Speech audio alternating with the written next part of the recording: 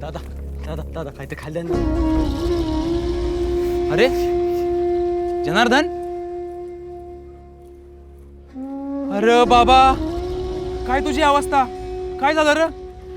तुझी किती मोठी शेती ना गावात, माझाच तुझी अवस्था.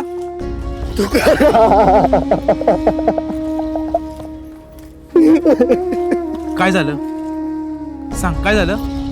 अरे काय सांगू, माझ्या शेतीच्या बाजूला ते पीर बाबाचं तडगं होतं. लोकांचं श्रद्धास्थान. चांगल्या मनाने मी त्यांना माझी जमीन दिली.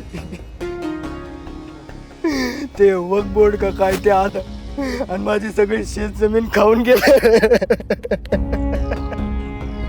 आता माझ्या हातात काहीच राहिलं नाही. माझी बायको आणि पोर संधी देशोधडीला लागली. भाऊजी, आमचं सपन होतं पोराला शिकवावं, मोठं करावं, पण आता ते सपनच राहिलं बघा. अरे देवा, एका छोट्याशा जागेनं तुमचं पूर्ण आयुष्य उद्ध्वस्त करून टाकलं की र. ज्या शेतीच्या मातीत मी जन्मलो ती धरणीमाय बी आता माझी राहिली नाही.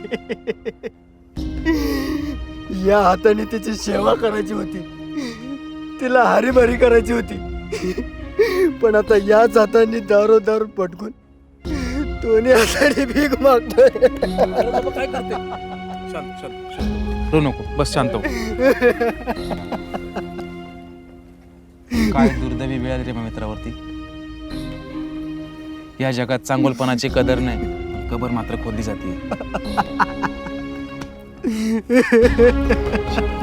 आपल्या शेतीचे रक्षण हेच आपलं खऱ्या अर्थाने कर्तव्य.